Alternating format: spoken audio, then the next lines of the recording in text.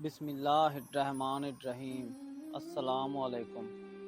نبی کریم صلی اللہ علیہ وآلہ وسلم نے ارشاد فرمایا، جس نے مجھ پر ایک مرتبہ درود بھیجا، اللہ پاک اس پر اپنی 10 رحمتیں نازل فرمائے گا۔ اللہ تعالیٰ کی مخلوقات اس قدر زیادہ ہیں جن کا شمار بھی نہیں کیا جا سکتا، مگر تمام مخلوقات میں سے ایک بھی کوئی ایسا جاندار نہیں جسے اللہ تعالیٰ نے بغیر کسی حکمت یا مقصد کے پیدا فرمایا ہو۔ اللہ تعالیٰ نے سور، خنزیر کو کب اور کیوں پیدا فرمایا؟ سور، جسے خنزیر بھی کہا جاتا ہے، یہ بھی خدا کی مخلوق ہے، مگر اللہ تعالیٰ نے خنزیر کو غلیظ اور حرام جانور کہا۔ اب یہ سوال پیدا ہوتا ہے کہ جب اللہ تعالیٰ نے سور کو خود پیدا فرمایا ہے تو پھر اسے غلیظ اور حرام جانور کیوں قرار دیا ہے؟ اس کے پیچھے خدا کی کون سی حکمت پوشیدہ ہے؟ قرآن کریم میں اللہ تعالیٰ نے سور یعنی خنزیر کا نام لے کر اس کو حرام ارشاد فرمایا اور اس کا گوشت کھانے سے منع فرمایا ہے۔ کسی اور جانور کا نام لے کر اسے حرام نہیں کہا گیا۔ بہت سے ممالک میں غیر مسلم اس کا گوشت بڑے شوق سے کھاتے ہیں، لیکن یہ غلیظ جانور ہے اور اس کا گوشت کھانے کے بہت سے نقصانات سائنسی تحقیق سے بھی ثابت ہو چکے ہیں۔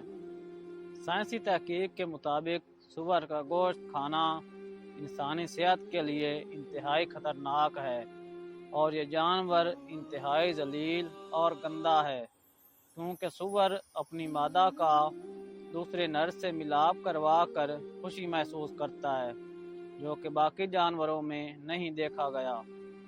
سور کی خوراک گندگی اور غلاظت ہے۔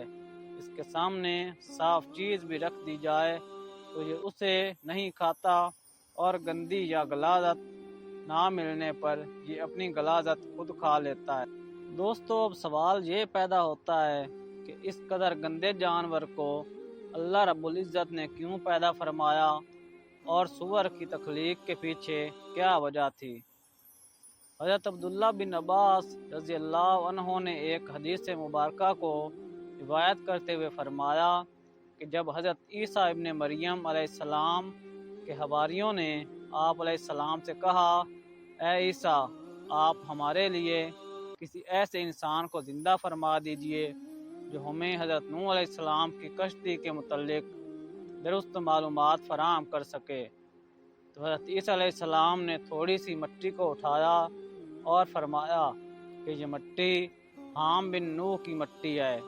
پھر آپ علیہ السلام نے اس مٹی پر اپنا عصا مارا تو ایک بوڑھا شخص اٹھ کھڑا ہوا۔ جب اس سے کشتی نوح کے بارے میں سوال کیا تو اس بوڑھے شخص نے بتایا، حضرت نوح علیہ السلام کی کشتی 1200 گز لمبی اور 600 گز چوڑی تھی۔ اس میں 3 منزلیں تھیں۔ پہلی منزل میں حضرت نوح علیہ السلام اور تمام جانور موجود تھے، دوسری منزل میں انسان تھے اور تیسری منزل پر پرندے تھے۔ جانوروں کی غلاظت کی وجہ سے کشتی میں گندگی پھیل گئی اور بدبو اٹھنے لگی۔ اس کی وجہ سے حضرت نوح علیہ السلام بڑے پریشان ہوئے اور اللہ تعالیٰ سے دعا فرمائی۔ اللہ رب العزت نے حضرت نوح علیہ السلام کی طرف وحی فرمائی اور آپ علیہ السلام کو حکم دیا کہ اے نوح، اپنے قریب کھڑے ہاتھی کی دم کو پکڑ کر ایک طرف کھینچو۔ پھر حضرت نوح علیہ السلام نے اللہ کے حکم کے مطابق ہاتھی کی دم کو پکڑ کر کھینچا تو 2 جانور نکلے جو کہ خنزیر نر اور مادہ تھے۔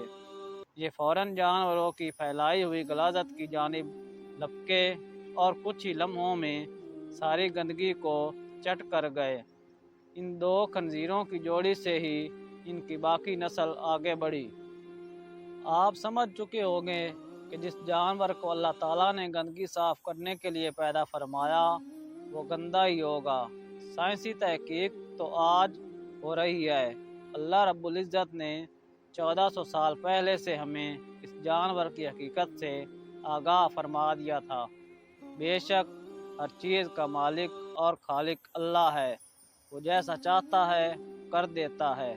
ہمیں ہر صورت اس کے احکامات پر سر تسلیم خم کرنا پڑے گا، اسی میں ہماری دنیا اور آخرت کی بھلائی ہے۔